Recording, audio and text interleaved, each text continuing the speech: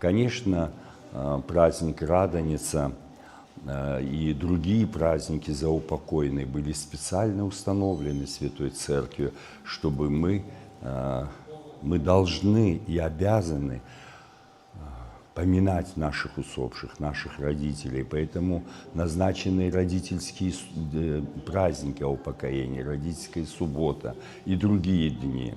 Мы поминаем всегда, но именно уже с четверга Страстной недели открыто о упокоении не молятся.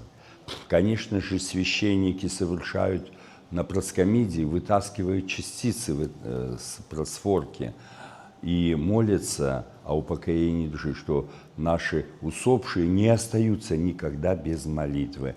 Но с четверга уже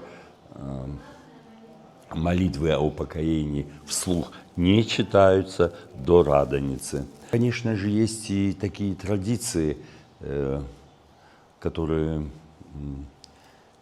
нужно изживать. Особенно вот это завтраки на могиле. К сожалению, это не приносит никакой пользы.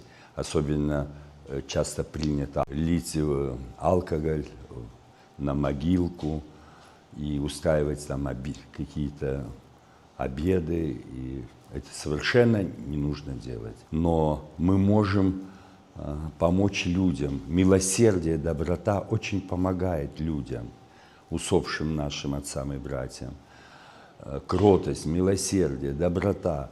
И поэтому мы можем кормить бедных людей, принести еду в дом престарелых, в детский дом, тем людям, кто нуждается, именно нуждается.